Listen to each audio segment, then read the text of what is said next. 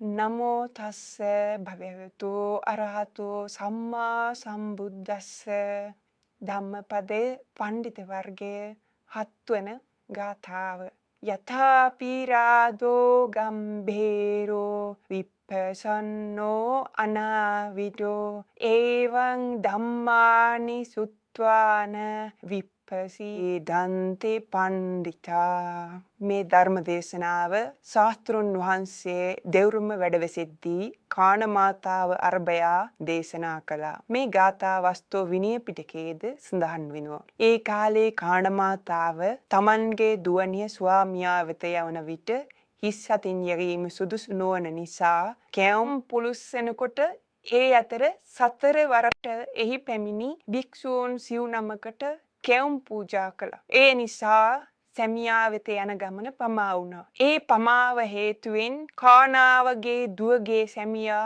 වෙනත් බිරියක් කැඳවාගත් ප්‍රවෘත්තිය ඇසූ කානාව මොවුහු මගේ පෞල් ජීවිතය විනාශ කළේ යයි දකින භික්ෂූන්ට බැනවදින්න පටන් ගත්තා. භික්ෂූන්ට ඒ වීතියට යෑම පවා අපහසු වුණා. ඒ කරුණ නිමිති කොට බුදුරජාණන් වහන්සේ ශික්ෂාපදයක්ද පැනවා තිබුණා. බුදුරජාණන් වහන්සේ ඒ පුවත අසා එහි වැඩම කළා. කාණ මාතාව භාග්‍යතුන් වහන්සේ වැඳ එන වූ ආසනයෙහි වඩා හිඳුවා කැඳ කැවිදි ආදී පිළිගැන්වුවා. බුදුරජාණන් වහන්සේ උදෑසන ආහාර වළඳා කාණ දුවනිය කොහෙදැයි ඇසුවා. ස්වාමීනි ඔබ වහන්සේ දැක දුක් වෙමින් අඬමින් සිටිනවා. ඒ කුමක් නිසාද? ස්වාමීනි භික්ෂූන්ට ආක්‍රෝෂ පරිභව කරනවා. එහෙන් ඔබ වහන්සේ දැක දුක් වෙමින් අඬමින් සිටිනවා යයි කියා සිටියා. ඉන්පසු බුදුරජාණන් වහන්සේ ඇය කැඳවා කානාව ඔබ කුමක් නිසා මා දැක දුක් වෙමින් සැඟවී හඬන්නේයිදැයි ඇසුවා. ඉන්පසු ඇගේ මව ඈ විසින් කරන ලද ක්‍රියාව දන්වා සිටියා. ඉන්පසු බුදුරජාණන් වහන්සේ ඇගෙන් කානාවනි මගේ ශ්‍රාවකයෝ ඔබ දුන් දෙයක් ගත්තාද නැතහොත් ඔබ නොදුන් දෙයක් ගත්තෑදැයි අසා වදාලාම ස්වාමීනි මා දුන් දෙයක් තමයි ගත්තේ. ඉතින් කානාවනි මගේ සව්වෝ ජුන්ඩුසිඟා යන අතර ඔබේ ගෙදරට පැමිණ ඔබ දුන් දෙයක් බාර ගත්තේ. මෙතනදී ඔවුන්ගේ වැරද්ද කුමක්ද? ස්වාමීනි ආර්යයන්ගේ දෝෂයක් නැත. වර්ධ මගේ මෙයයි කියා සිටියා. ශාස්ත්‍රුන් වහන්සේ කානාවට මෙසේ වදාලා. කානාවනි මගේ ශ්‍රාවකයෝ පිනිසිඟා යන අතර මේ ගෙදරට ආවා. ඉන්පසු ඔවුන්ට ඔබේ මව කැවුම් දුන්නා. මෙතන මගේ ශ්‍රාවකයන්ගේ ඇති වරද්ද කුමක්ද? ස්වාමීනි ආර්යයන්ගේ දෝෂයක් නැත. දෝෂේ මගේ මෙයයි බුදුන් වැඳ සමා කරවා ගත්තායින් පසු බුදුරජාණන් වහන්සේ ඇයට පිළිවෙල කතාව දේශනා කොට වදාලා. ඈ සෝවාන් ඵලයට පැමිණියා. බුදුරජාණන් වහන්සේ අසුනින් නැගිට විහාරයට වඩින ගමන් රජ මිදුලට පැමිණියා. රජු බුදුරජාණන් වහන්සේ දැක සගේනි. අර බුදුන් වහන්සේ නොවේදැයි අසා දේවයන් වහන්සේ එසේ යයි කිව්වහම යනු ගොස් මා උන්වහන්සේ වැඳීමට එන බව දන්වනු යයි මිනිසුන් යවා රාජාංගණයෙහි වැඩ සිටි බුදුරජාණන් වහන්සේ ළඟට ගොස් වැඳ ස්වාමීනි කොහේ වැඩිසේක්දැයි ඇසුවා. මහරජ කාණ මාතාවගේ ගෙදරටයි. ස්වාමීනි කුමක් සඳහාද? කානා දුවනිය භික්ෂූන්ට ආක්‍රෝෂ පරිභව කරන නිසායයි වදාලා. ස්වාමීනි භික්ෂූන්ට නොබනින පිළිවෙලක් කළසේක්ද? එසේය මහරජ.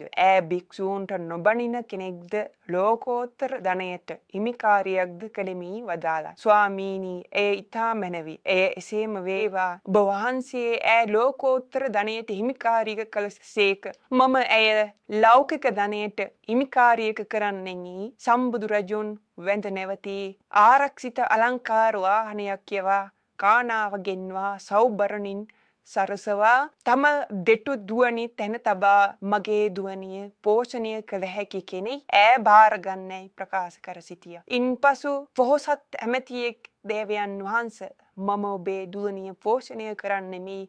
තම නිවසට කැඳවාගෙන ගොස් සියලු සැප සම්පත්ති කැමැති පරිදි පින් කරන්නයි කියා සිටියා. එතෙන් පටන් කානාවෝ 4 මහා දොරටුවෙහි මිනිස්සු නවත්වමින් තමන් උපස්ථාන කිරීමට භික්ෂු භික්ෂුණීන් සොයනමුත් ලැබුණේ නැහැ. කානාවගේ ගෙදර පිළියෙල කර තිබූ කෑ යුතු බිය යුතු දේ මහ ගඟක් මෙන් පිරී ඉතිරී ගියා. භික්ෂුන් වහන්සේලා දම් සභාවෙහි රැස්ව ඇවැත්නි. පෙර මහලු තෙරුන් සතර නම කානාව පිළිසර බවට පත් කළා.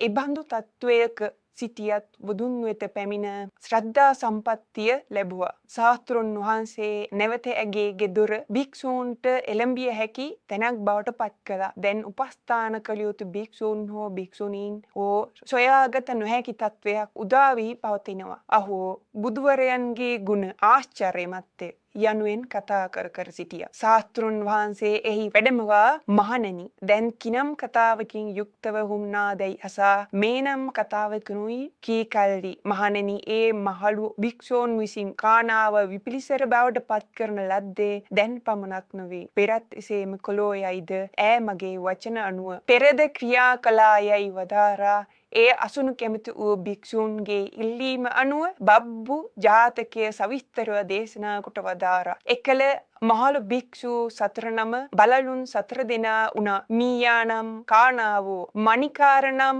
මමම යයි ජාතකයේ අවසන් කොට මහණෙනි මෙසේ කානාව හිත නරක් වී අවුල් වී කලකිරී සිට මගේ වචනයෙන් පැහැදුණු දියවිලක් මෙන් ප්‍රසන්න සිතැත්තියක් වී යයි පූර්වාපර සන්ධි ගැලපා ධර්ම දේශනා කරමින් මේ ගාථාව වදාරන්නට යෙදුණා. යම්සේ ගැඹුරු වූ මහා මුහුද ඊතා ප්‍රසන්නද නොකැදඹුනේද එපරිද්දෙන්ම නුවණැත්තෝ ධර්මයන් අසා මනවින් පහදිති මේ ගාථාව වදාරන්නට යෙදුණා. සියලු සතහට සෙත සාන්තිය උදා වේවා. තෙරුවන් සරණයි.